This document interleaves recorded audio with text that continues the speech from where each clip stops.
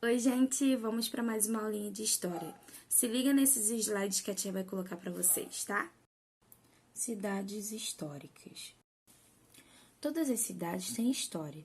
No entanto, existem algumas delas que se utilizam muito do seu passado até hoje. Essas cidades são conhecidas como cidades históricas.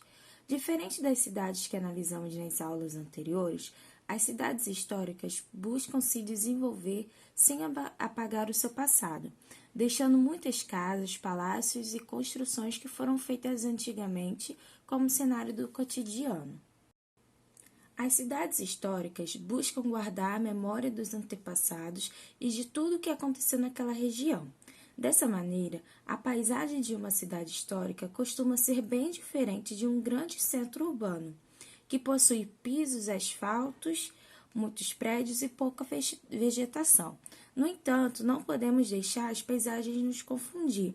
No Brasil, são consideradas cidades históricas todas as cidades que detêm um conjunto de construções tombadas por qualquer nível de governo, municipal, estadual ou federal.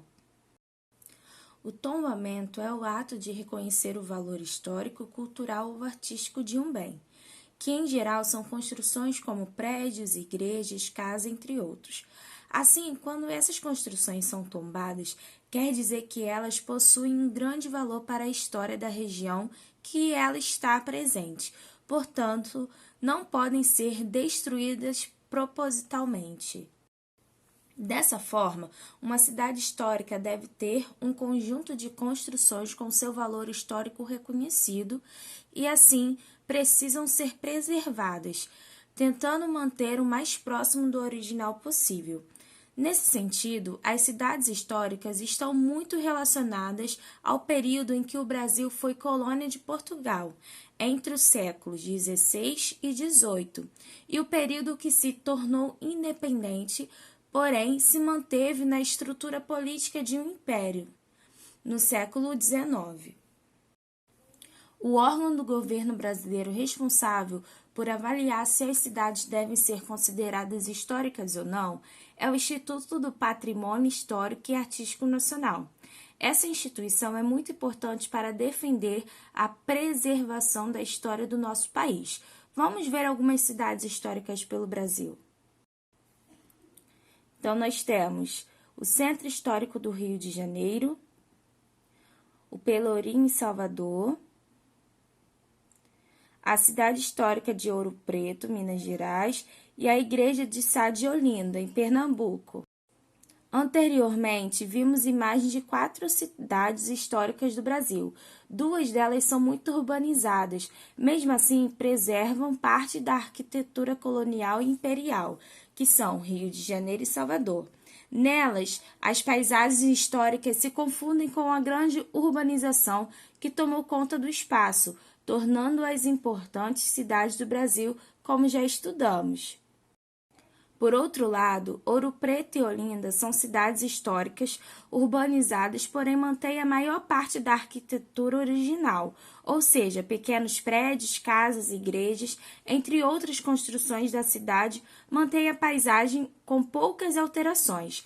No geral, a parte central das cidades históricas são as áreas mais preservadas, isto é, a parte onde se estabeleceu o governo, o comércio e as principais construções do passado, tanto nas cidades que são capitais de seus estados, como Rio de Janeiro e Salvador, como aquelas que são vizinhas às capitais, como Ouro Preto e Olinda.